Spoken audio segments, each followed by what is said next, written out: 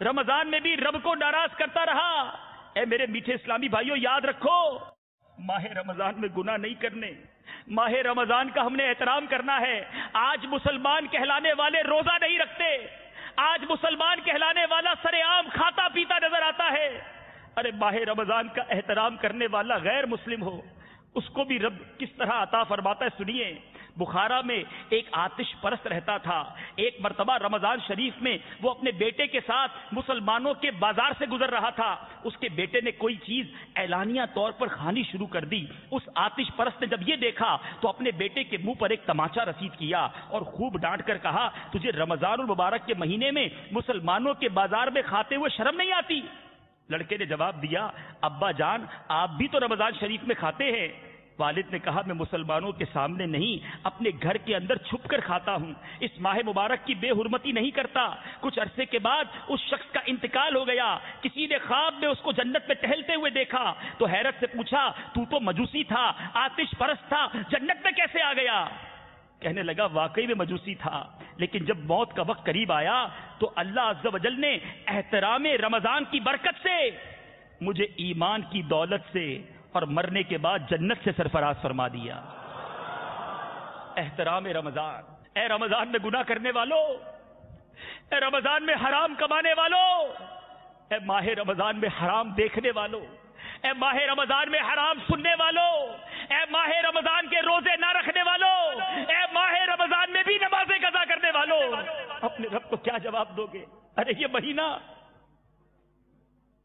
تو رب کی عطا ہے، ہم پر احسان ہے ہمارے رب کا کہ میرے گناہگار بندے بخشے جائے، یہ ایک مہینہ عبادت کر لے میں اس سے راضی ہو جاؤں، وہ یہ رب کی عطا ہے۔ مگر پھر بھی ہم گناہ کرتے ہیں، پھر بھی ماہ رمضان میں بری عادتیں نہیں چھوڑتے، انٹرنیٹ پر بیٹھ کر، ٹی وی پر بیٹھ کر بے حیائی کے مناظر دیکھتے ہیں۔ اپنے رب سے معافی مانگ لو، ان بری عادتوں کو چھوڑ دو۔ سنو، نبی پاک صلی اللہ تعالی علیہ وسلم کا ارشاد ہے، جس نے اس ماہ میں کوئی نشہ آور شے پی، اے شراب پینے والوں، اے چرس پینے والوں، اے ہیروئن کا نشہ کرنے والوں، اے طرح طرح کی چیزوں سے نشہ اختیار کرنے والوں، سنو، میرے آقا فرماتے ہیں، جس نے اس ماہ میں کوئی نشہ آور شے پی یا کسی مومن پر بہتان باندھا، اس ماہ میں کوئی گناہ کیا، اللہ عز و جل اس کے 1 سال کے اعمال برباد فرما دے گا۔ پس تم ماہ رمضان میں کوتاہی کرنے سے ڈرو، کیونکہ یہ اللہ کا مہینہ ہے۔ اللہ تعالیٰ نے تمہارے لیے 11 مہینے کر دیے کہ ان میں نعمتوں سے لطف اندوز ہو اور لذت حاصل کرو، اور اپنے لیے 1 مہینہ خاص کر لیا ہے، پس تم ماہ رمضان کے معاملے میں ڈرو۔ ایک اور جگہ نبی پاک صلی اللہ تعالی علیہ وسلم کا فرمان ہے، جس نے اس ماہ میں زنا کیا، بدکاری کی، شراب پی، تو اگلے رمضان تک اللہ عز و جل اور جتنے آسمانی فرشتے ہیں سب اس پر لعنت کرتے ہیں۔ پس اگر یہ شخص اگلے ماہ رمضان کو پانے سے پہلے ہی مر گیا تو اس کے پاس کوئی ایسی نیکی نہ ہوگی جو اسے جہنم کی آگ سے بچا سکے۔ پس تم ماہ رمضان کے معاملے میں ڈرو، کیونکہ جس طرح اس ماہ میں اور مہینوں کے مقابلے میں نیکیاں بڑھا دی جاتی ہیں، اس طرح گناہوں کا بھی معاملہ ہے۔ اے بری عادتیں اختیار کرنے والوں، توبہ کر لو، چھوڑ دو۔ دیکھو کہیں یہ بری عادتیں تم سے رمضان میں بھی گناہ نہ کروا لے۔ شراب پینے والا، نشہ کرنے والا، بدکاری کرنے والا، بے حیائی کرنے والا اگر کوئی میرا بھائی اس وقت اجتماع میں شامل ہے، خدا را توبہ کر لو۔ دیکھو رمضان میں گناہ نہ کرنا، دیکھو رمضان میں غلطی نہ ہو جائے۔ ارے 1 سال کے اعمال برباد کر دیے جائیں گے جو 1 گناہ کرے گا۔ میں تو روز گناہ کرتا ہوں، میری تو عادت ہے گناہوں والی ہے۔ اے میرے پیارے اسلامی بھائیوں، اپنی عادتوں کو چھوڑنا ہوگا، ہمیں اپنے برے افعال کو سدھارنا ہوگا۔ اس مہمان کی آمد سے پہلے ہمیں دل کو صاف کرنا ہوگا کہ کہیں بے ادبی نہ ہو جائے۔ ارے نیکیاں تو دور کی بات، مغفرت اور رب کو راضی کرنا دور کی بات، کہیں میں رب کو ناراض نہ کر بیٹھوں۔ اے میرے میٹھے میٹھے اور پیارے اسلامی بھائیوں، سنو، ایک بار امیر المومنین حضرت مولا کائنات علی المرتضیٰ شیر خدا کرم اللہ تعالی وجہ الکریم زیارت قبور کے لیے قبرستان تشریف لے گئے۔ ایک تازہ قبر پر آپ کی نظر پڑی۔ آپ کرم اللہ تعالی وجہ الکریم کو اس کے حالات معلوم کرنے کی خواہش ہوئی، چنانچہ بارگاہ خدا مندی میں عرض گزار ہوئے، یا اللہ اس میت کے حالات مجھ پر منکشف یعنی ظاہر فرما دے۔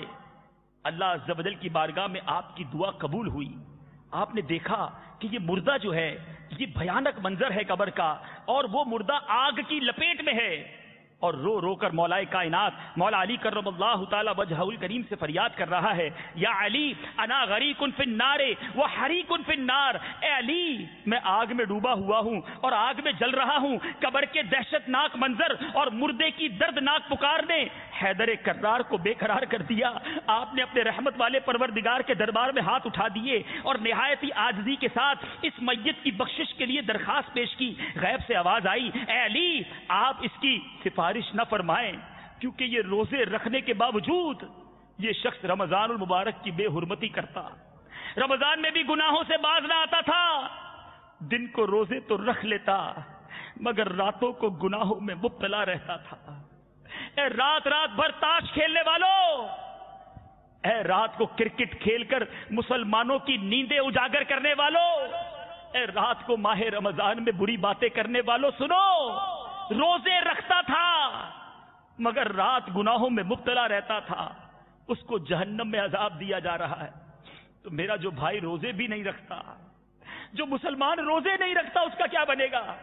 مولا کائنات کرم اللہ تعالی وجہ الکریم رنجیدہ ہو گئے، بارگاہ الہی میں سجدے میں گر گئے، رو رو کر عرض کی، یا اللہ میری لاج تیرے ہاتھ میں ہے، اس بندے نے بڑی امید کے ساتھ مجھے پکارا ہے، اے میرے مالک تو مجھے اس کے آگے رسوا نہ فرما، اس کی بے بسی پر رحم فرما دے، اس بیچارے کو بخش دے۔ حضرت علی کرم اللہ تعالی وجہ الکریم رو رو کر مناجات کر رہے تھے، اللہ عز و جل کی رحمت کا دریا جوش میں آ گیا اور ندا آئی، اے علی ہم نے تمہاری شکستہ دلی کے سبب اسے بخش دیا، چنانچہ اس مردے پر سے عذاب اٹھا لیا گیا۔ مگر میرے پیارے اسلامی بھائیو، اس واقعے سے ہمارے لیے کتنا سبق ہے کہ یہ ماہ رمضان بہت زیادہ احتیاط سے گزار رہا ہے اس مہینے کو۔ پرابلم یہ ہماری عادتیں اچھی نہیں، ہم تو روزانہ خطائیں کر رہے ہیں، اور اگر رمضان میں بھی یہی عادت رہی تو ہمارا بننا کیا ہے؟ کیسے بچیں؟ رمضان گزارے بھی اور گناہوں کے بغیر گزارے، اس کا طریقہ کیا ہے؟ اے میرے میٹھے میٹھے پیارے اسلامی بھائیو، اس کا ایک طریقہ ہے، اللہ سلامت رکھے امیر اہل سنت کو، اللہ سلامت رکھے دعوت اسلامی والوں کو، کہ الحمدللہ ہمیں 30 دن کا اعتکاف عطا کر دیا ہے، کہ ہم خود تو گناہ نہیں چھوڑ سکتے، لیکن اگر شراب پینے والا 30 دن اعتکاف میں بیٹھ جائے، اس کو موقع ہی نہیں ملے گا شراب پینے کا۔ فلمیں ڈرامے دیکھنے والا 30 دن اعتکاف میں آ جائے، وہ فلمیں ڈراموں سے بچ جائے گا۔ میوزک سننے والا اگر 30 دن اعتکاف میں آ جائے، وہ اس سے بچ جائے گا، اور بچنا ضروری ہے، ورنہ مولا علی کرم اللہ تعالی وجہ الکریم کی جو روایت ہے کتنی ڈرا رہی ہے کہ روزے تو رکھتا تھا مگر گناہوں سے باز نہیں آتا تھا۔ ہمیں روزے بھی رکھنے ہیں، ہمیں تراویح بھی پڑھنی ہے، ہمیں نمازیں بھی پڑھنی ہیں، اور گناہوں سے بھی بچنا ہے۔ تو اے میرے پیارے اسلامی بھائیو، بیسٹ وے ہے، بہترین طریقہ ہے کہ بندہ 30 دن اعتکاف میں آ جائے، اور جو 30 دن نہیں آ سکتے ان کو بھی یہی کرنا چاہیے کہ جتنی دیر کام کاج کے لیے ضرورت پڑے بندہ جائے، ورنہ پھر فیضان مدینہ میں آ جائیں۔ جو بیرون ملک میں مجھے سن رہے ہیں، مدنی چینل کو پکڑ دیں، آپ کے اگر ملک میں اعتکاف ہو رہا ہے تو اعتکاف میں چلے جاؤ، کہیں ایسا نہ ہو کہ یہ مہینہ تو آئے، کروڑوں اربوں بخشے جائیں اور میں محروم نہ رہ جاؤں، میں خالی ہاتھ نہ رہ جاؤں، میری بری عادتیں کہیں مجھے مروا نہ دیں۔ تو اے میرے میٹھے اسلامی بھائیو، نیت کرو کہ انشاءاللہ 30 دن کے اعتکاف میں انشاءاللہ فیضان مدینہ آ جائیں گے۔ جو فیضان مدینہ نہیں آ سکتے وہ نیت کرے کہ انشاءاللہ اپنا اکثر وقت باپا کے مدنی مذاکروں اور مدنی چینل کے ساتھ گزاریں گے، ماہ رمضان میں گناہ نہیں کریں گے، اپنے رب کی ناراضی والا کوئی کام نہیں کریں گے۔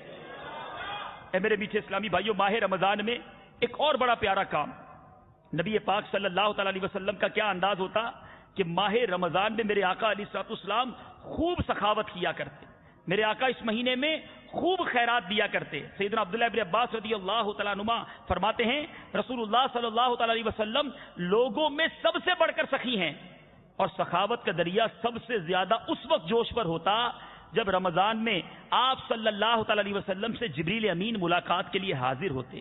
جبریل امین ہر رات میں ملاقات کے لیے حاضر ہوتے اور رسول کریم صلی اللہ تعالی علیہ وسلم ان کے ساتھ قرآن عظیم کا دور فرماتے۔ پس رسول اللہ صلی اللہ علیہ وسلم تیز چلنے والی ہوا سے بھی زیادہ خیر کے معاملے میں سخاوت فرماتے. تو اے میرے پیارے اسلامی بھائیوں، اس مہینے میں خوب خیرات دیجئے، خوب سخاوت کیجئے، زکوٰۃ دینے کے بعد اور بھی دیجئے، اور بالخصوص اپنے رشتہ داروں کو یاد کیجئے. روایتوں میں آتا ہے اللہ تعالیٰ قیامت کے دن اس بندے کی طرف نظر نہیں فرمائے گا کہ جو خیروں کو تو بانٹتا رہے، اس کے اپنے تکلیف میں ہوں. تو پہلے اپنوں کو دیکھیں. ایک اور روایت میں آتا ہے کہ اپنے قریبی رشتہ دار کو صدقہ کرنا، قرابت دار کو صدقہ دینا، اس کا ڈبل ثواب ہے، ایک تو صدقے کا اور ایک صلہ رحمی کا. تو میرے وہ تمام ناظرین جو یہاں موجود ہیں، آپ اگر رمضان میں زکوٰۃ نکالیں، صدقہ کریں، پہلے اپنے رشتہ داروں کو دیکھیں، اپنے پڑوسیوں کو دیکھیں، غریب مسلمان جو آپ کے قریب ہیں انہیں دیکھیں، پہلے ان کی مدد کریں. اور پھر اس کے بعد میں آخر میں عرض کرنا چاہوں گا کہ آپ کی دعوت اسلامی جو تبلیغ قرآن و سنت کی غیر سیاسی عالمگیر تحریک ہے، ہمارے اربوں روپے کے اخراجات ہیں. اے میرے میٹھے اسلامی بھائیوں، خدارا آپ سے گزارش ہے کہ اپنی دعوت اسلامی کے ساتھ دل کھول کر تعاون کیجئے، اپنی زکوٰۃ، اپنے صدقات، اپنے عطیات انشاءاللہ راہ خدا میں خرچ کیجئے. اللہ کی راہ میں خرچ کرنے سے کم نہیں ہوتا بلکہ اس میں اضافہ ہوتا ہے. اور ایک اور بڑا ثواب کا کام آخر میں بتاتا چلوں، سرکار دو عالم صلی اللہ تعالی وسلم کا فرمان، جس نے حلال کھانے یا پانی سے کسی مسلمان کو روزہ افطار کروایا، فرشتے ماہ رمضان کے اوقات میں اس کے لیے استغفار کرتے ہیں، اور جبریل امین شب قدر میں اس کے لیے استغفار کرتے ہیں. تو افطار کروانے کے تو بے شمار فضائل ہیں. تو الحمدللہ ہمارے دنیا بھر میں اعتکاف ہو رہے ہیں. عالمی مدنی مرکز میں بھی کچھ دنوں میں فیضان مدینہ میں اعتکاف شروع ہونے والا ہے، اور افطاری اور سحری کا خرچہ ہوگا، معتکفین کو جو کھلایا جائے گا. تو میرے پیارے صاحب، نہ صرف یہاں پر 100 سے زائد مقامات پر، سینکڑوں مقامات پر پاکستان اور بیرون ملک میں 30 دن اور پھر 10 دن کے اعتکاف تو شاید ہزاروں مقامات پر ہوں گے، تو وہاں بھی سحری افطاری کا انتظام ہوگا. تو عاشقان رسول کی سحری افطاری میں بھی اگر آپ حصہ ملانا چاہیں تو ہمارے اسلامی بھائیوں سے انشاءاللہ رابطہ کیجیے. پیارے اسلامی نیت کریں انشاءاللہ کہ اس بار اپنی دعوت اسلامی کو، اپنی زکوٰۃ، اپنے عطیات، اپنے ڈونیشن، اپنے فطرہ دل کھول کر انشاءاللہ دعوت اسلامی کا ساتھ دیں گے انشاءاللہ.